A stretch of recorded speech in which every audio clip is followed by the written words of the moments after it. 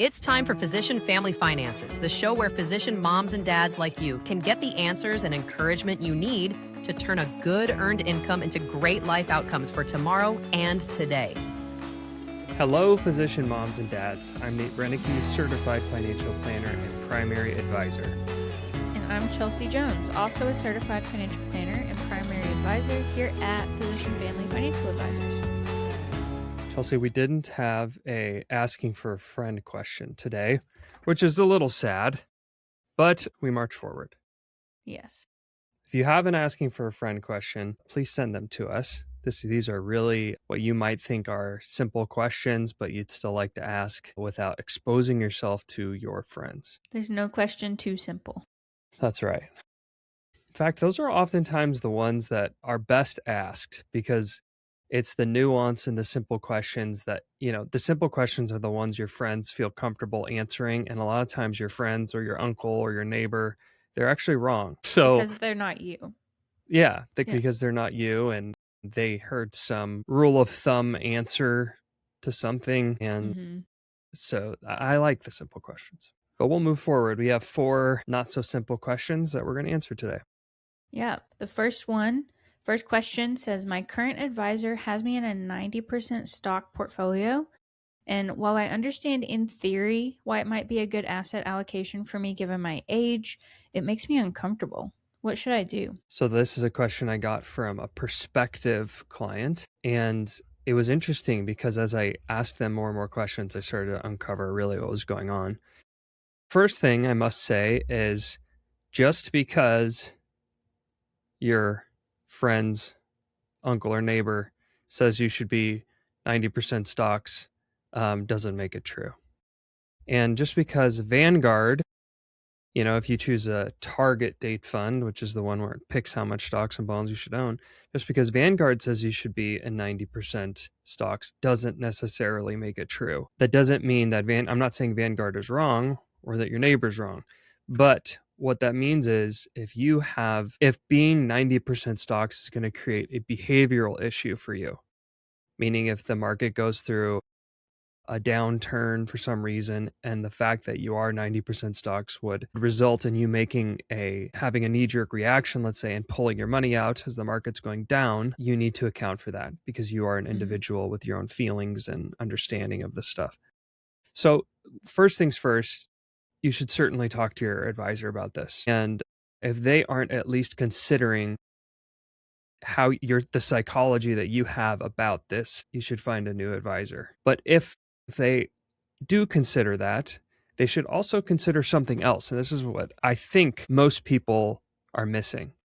It's not just how much risk, it's understanding the risk in that 90%. I think it's very common for financial advisors just to say, I'm managing your risk by being 90% stocks, 10% bonds, and then 80-20, and then 70-30, and never going beyond that. But the reality is this family and many families did not understand what was in that 90% stocks. Right. So I asked them some questions. I said, well, what is the 90% stocks? Is it the S&P 500? They actually didn't know the answer to that question, which is a problem in my eyes. Because the S&P 500, some advisors will call that, a diversified portfolio because it's got 500 stocks in it. That's not what we consider fully diversified. That's not what we consider a true index. Right. You can go S&P 500 versus Vanguard's index fund like VTI, and there's thousands of stocks in there. So just because you own 90% stocks doesn't mean you're 90% in one position. You don't own 90% of Apple or Google.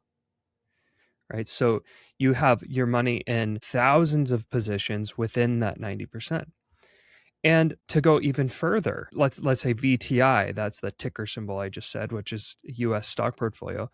Beyond that, some of your 90% of stocks that you own is some of it in international stocks. And at the end of the day, if you have what we would consider truly a diversified portfolio, you're going to own a few thousand stocks within that 90%. And this has come to, if you're paying close attention to this, you would realize this year alone that there have been multiple, like, we're only a few months into the year, and there's been months where certain sectors of your 90% worth of stocks have gone up and certain sectors have gone down. Mm-hmm. And that kind of flip flops as we go along. So, understanding truly what real diversification means, usually, this isn't for everyone, usually makes you more confident and calm in owning a lot of stocks. And the reason to do this, own more stocks, is actually just to keep up with what your retirement plan or your college plan calls for. You need some returns. You can't get to retirement having your money all in cash. Right. So there's a good reason to do it. But if you understand the risks and you're still uncomfortable, you understand the diversification, hopefully, that you have, and you're still uncomfortable, you need to protect yourself against behavioral issues and potentially reduce the amount of stocks you own. Mm-hmm.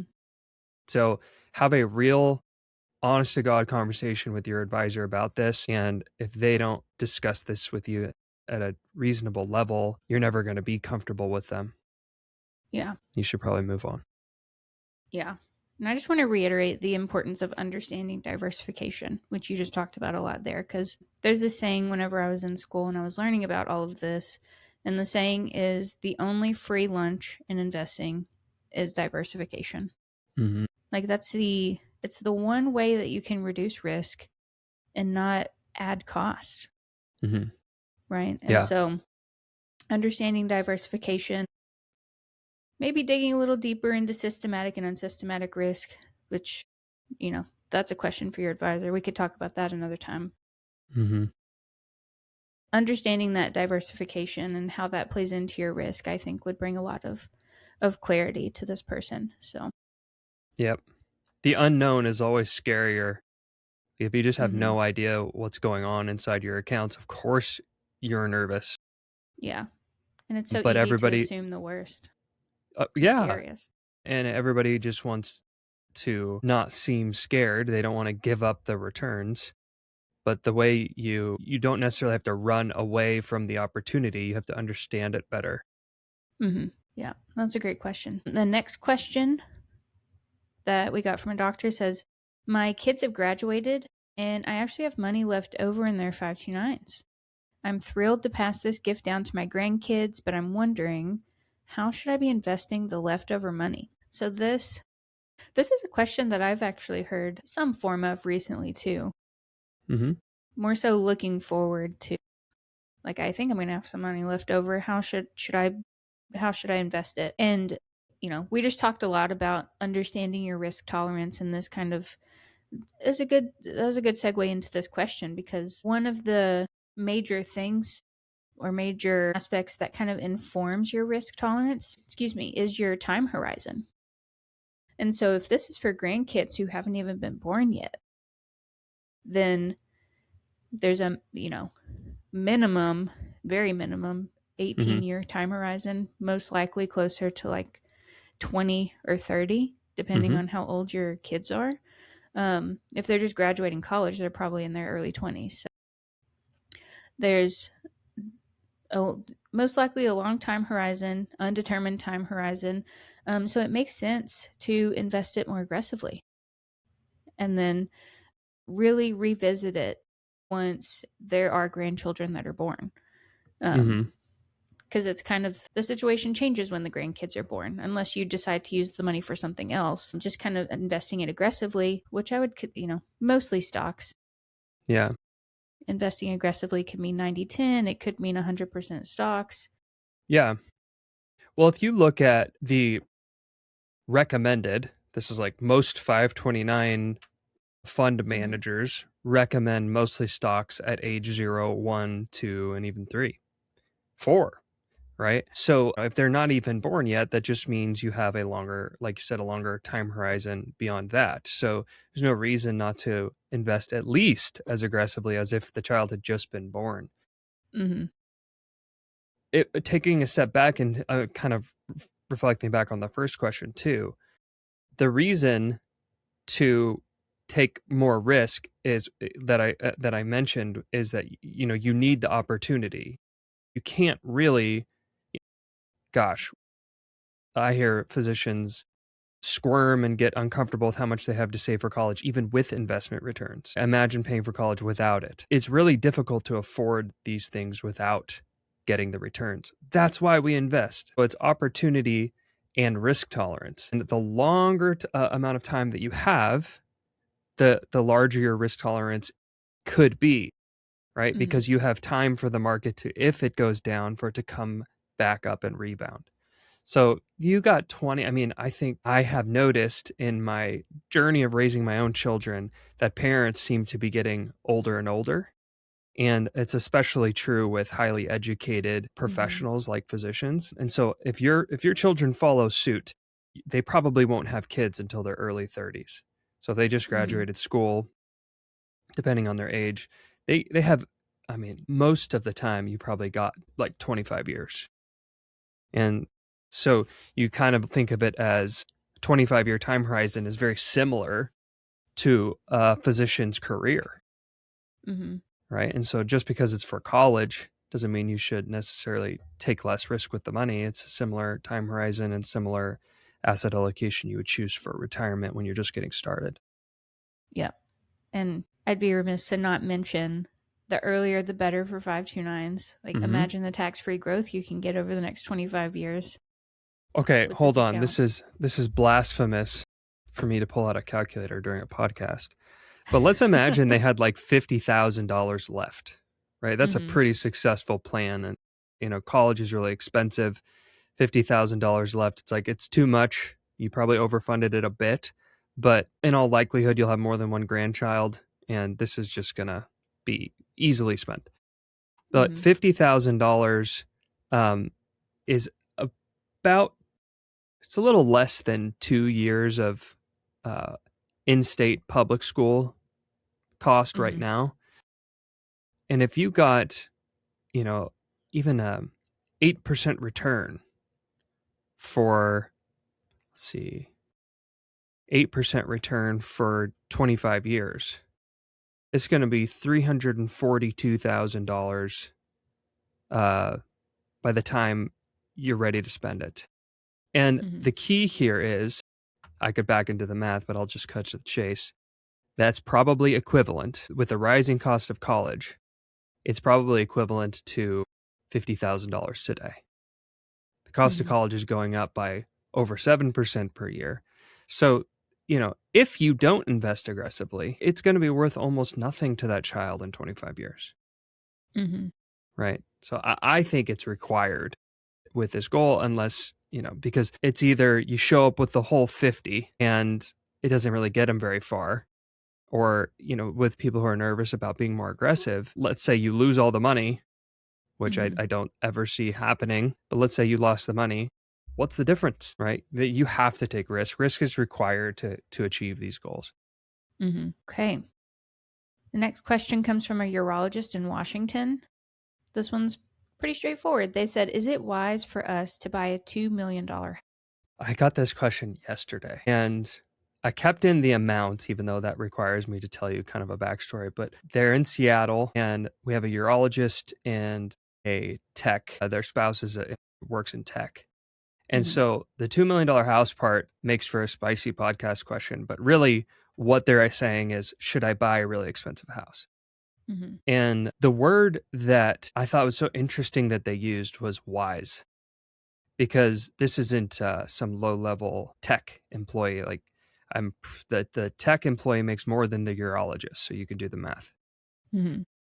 At least will for the next 10 years. And so when they said, is it wise? They didn't say, can I afford it? Because when you make $2 million a year as a household, I think you can afford a $2 million house. The question is it wise? And I thought that was a cool question. Since most physicians don't marry someone who makes more money than them, I'll just pull this back a little bit. Housing for physicians is almost, after years and years of looking at this, it's almost exclusively about cash flow. Can you afford this house, meaning pay it off before you retire, while still funding retirement, college, and being comfortable. Because I've seen physicians who say, well, we could stretch it and we could cut down on DoorDash and yada, yada, yada. They don't want to live like that. That's something you say when you have a shiny object in front of you and you just want it really bad, and you make promises to yourself about how you'll change your behavior, even though we all know that's not going to happen because you've been living like this for 10 years. So get real with yourself. Can you afford this payment without much pain? And if there's really much pain at all, you should probably just pass, right? In my humble opinion, it's a better life to have a reasonable house and be comfortable with money than it is to have this like grandiose house but be uncomfortable with money. No house is worth money fights with your spouse. It's just not. Yeah. So that's where I usually start. But this question is about a family that's simply saying, I never imagined buying a $2 million house, but technically we can afford it. What should we do? So that's a real question. It's not just, well, hey, if you can afford it, go buy it. I think it's really important for high earning families to look at the housing market in their area. So they're in Seattle. Houses are really expensive. And the reason they're really expensive is because doctors aren't the only people making money in that town, right? So you have tech people, you have physicians, you have lawyers. It's a very affluent area. So wisdom here, part of it is looking at if you need to sell, if something bad happens, or you need to move, or you just don't like the house, is there going to be someone who can buy it from you? Right? We have several examples of physicians in Eugene, Oregon, where the company was founded in Eugene, Oregon. Now we're kind of spread out, but where physicians could comfortably afford a home, but when they went to sell, there wasn't a lot of people that could buy unless they were selling it to their partner at work. The big doctor house has to be purchased by a doctor. And so they had to take a pretty massive haircut when it came to selling. They had to reduce the price a lot. Some of them even had to write checks to get out of the house. And that is so uncomfortable. So look at the average price of a house in that area, see how fast they get sold, and always know that you're taking a risk because the housing market could go down, you could go through a slump. But at the end of the day, if you're buying a $2 million house and you got to move and the next house was $2 million and the market went down, your house went down and so did the other house. So for physicians, it is about, if you're going to buy a more expensive home, you want to have a good down payment. You want to make sure the area can support the cost of the house that you just purchased. And you want to make sure that you're comfortable in your day-to-day living. Beyond that, there's obviously, the right time to buy with mortgages. You could talk about that, but I don't really get into that game because you can't control it.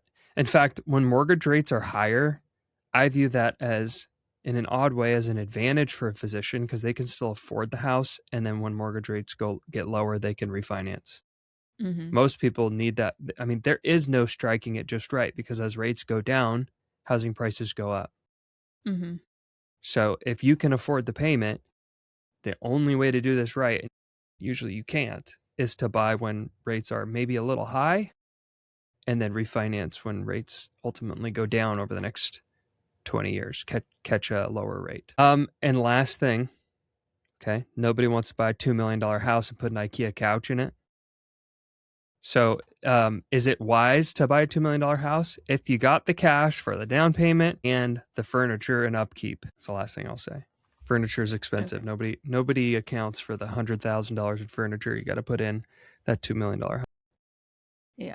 Well, my question is, what is good furniture? Is that like, it's not IKEA, apparently. Is that like Ashley? Is it, man, I don't know, some local store that I don't even know the name of? Yeah. You're such a frugal financial advisor. You're showing your cards to everybody. Good furniture is furniture that you and I can't sniff because we don't know the right people. I actually do have a friend that's in the furniture business, and they shop people who are really into furniture, they will go have a designer pick it out for them. And the designer has the connects to all the good furniture makers. So, but that's just not our world. No. I wish it part of me wishes it was, because I want, whenever I, you know, have a home that I want to invest in some good furniture, I want it to Yeah. look nice, but I am so bad at like interior design Yeah. that I gotta outsource it, or my house is just Yeah. gonna look like, you Yep. know, the There's some really cool apps now. I actually use this. It's not even really an app. It is an app, but it's not like a technology. You take pictures and designers will call you back and yeah, make recommendations for you. So that's the cheap way to get a designer. That's the Nate Reineke yeah, way. But yeah, Chelsea and Nate, not so good at furniture, better at investing in taxes. That's for sure. exactly. All right. Our last question is from a radiologist in Texas. They said, I have a bunch of cash in a high yield savings account that I feel like is not doing much. Should I invest it? Hmm. So, this is a question that I got recently. And it is, of course, nuanced because everyone has their own individual situation, circumstances, what have you. But the main question you want to ask when you have extra cash and whether or not you should invest it is, are there any short term goals coming up that would need cash? Yeah. So that would be, is your emergency fund full? If it's not, then fill it up and then consider Yeah. investing. What's a like? I think a good rule of thumb for emergency funds, like a minimum of 4 months for physicians. Everyone says Mm-hmm. 3 to 6 months. I like four. Three is kind of too low because disability insurance usually you actually get a payment after 4 months. So 4 months of expenses, and for the love of God, don't go back to your expense sheet and start saying like, "Oh, we wouldn't need that. We wouldn't need that in the case of an emergency." You'll probably need more, Yeah. right? Like we wouldn't eat out in the case of an emergency. I'm like, "Oh, you're gonna go cook a home cooked meal if someone's in the hospital? Come on." Yeah. You're Like going to get a find time to go to real Publix and, yeah, get a real emergency fund in place. Okay, so emergencies and another big one. I always hear about extra money after tax season because everyone hoards their cash. So a good emergency fund should account for a bad CPA, mm-hmm. right? Like you need something that can pay that tax bill. You obviously want to do your normal withholding and everything and not pay it, but you shouldn't be hoarding too much cash for taxes because that's what an emergency fund is for, Mm-hmm. you know? Okay. What else could people need? Cars? Cars, tuition payments. Like if your kids are in private school, you got to write a Mm-hmm. check for 30K. You know, might as well set that aside. This client in particular had a kitchen renovation coming up, um, where they got to hire contractors. And I'm like, listen, you're going to want cash for that Yeah. because it's going to be more than you think, more than you originally planned. And you don't want to have to take money out of your investments to pay for that. Mm. And a note for this client in particular, they're approaching retirement. They're a couple years from retirement. And it is not a problem to have cash as you go into retirement. It's actually No. really helpful because it prevents you from, needing to sell stocks or bonds in your taxable account to pay for expenses that first year that you're retired. Because the first year that you're retired is always iffy. I don't know. I can't tell you how many times I've seen a client, quote unquote, retire, and they're like, oh, my practice is, keeping me on for an hour a week, and I made 50,000 last year or this Yeah. year when I'm supposed to be retired. And so it's when you're approaching retirement, it's nice to have some cash. You don't want to put Yeah. everything in cash, of course, but if it's like a year's worth of living expenses, not really an issue. Because if you Yeah. invest that and the market goes down in the short term and you turn around and you need to take it out next year when you retire, Yeah. could not work out in your favor. Yeah, and there's other things too, like, we do this tax planning and these conversion planning and income Mm-hmm. planning. And then you get to the first year of retirement, you've successfully done this plan where it's like we're going to spend, $11,000 a month. And then you don't realize that when things come up while you're working, you just pay for it. Like you need a new set of tires, you need a new dishwasher, you need all new appliances, you need a new roof. It doesn't really come up. That year, you probably just didn't invest extra as a physician.